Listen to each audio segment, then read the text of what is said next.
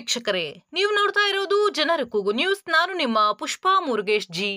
ರಸ್ತೆಯಲ್ಲಿ ಹಾವು ಕಂಡು ದಿಢೀರ್ ಬ್ರೇಕ್ ಹಾಕಿದ ಪರಿಣಾಮ ಹಿಂಬದಿಯಿಂದ ಸಾರಿಗೆ ಸಂಸ್ಥೆಯ ಬಸ್ ಡಿಕ್ಕಿ ಹೊಡೆದು ಚಾಲಕ ಹಾಗೂ ಪ್ರಯಾಣಿಕರು ಗಾಯಗೊಂಡಿರುವ ಘಟನೆ ಪಟ್ಟಣದ ಆಲಮಟ್ಟಿ ರಸ್ತೆಯಲ್ಲಿರುವ ಕೋಮಲ್ ದಾಬಾ ಬಳಿ ಬುಧವಾರ ನಡೆದಿದೆ. ಬಾಗಲಕೋಟೆಯಿಂದ ಮುದ್ದೇಬಿಹಾಳ ಕಡೆಗೆ ಬರುತ್ತಿದ್ದ ಬಸ್ ಮುಂದೆ ಗೂಡ್ಸ್ ವಾಹನವೊಂದು ತೆರಳುತ್ತಿತ್ತು. ಗೂಡ್ಸ್ ವಾಹನ ಚಾಲಕನಿಗೆ ರಸ್ತೆಯಲ್ಲಿ ಹಾವು ಹೋಗುವುದನ್ನ ಕಂಡಿದೆ.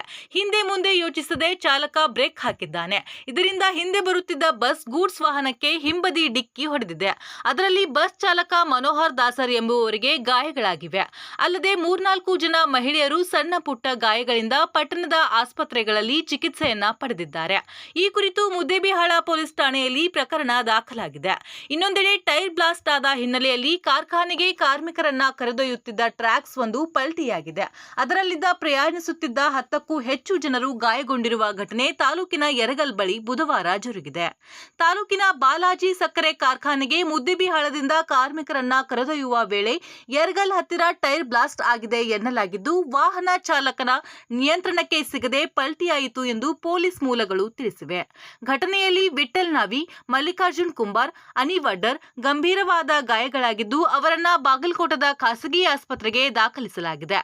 ಈ ಕುರಿತು ಮುದ್ದೇಬಿಹಾಳ ಪೊಲೀಸ್ ಠಾಣೆಯಲ್ಲಿ ಪ್ರಕರಣ ದಾಖಲಾಗಿದೆ. ಇನ್ನಷ್ಟು ಸುದ್ದಿಗಾಗಿ ನೋಡ್ತಾ ಇರಿ ಜನರ ಕೂಗು ಯೂಟ್ಯೂಬ್ ಚಾನಲ್.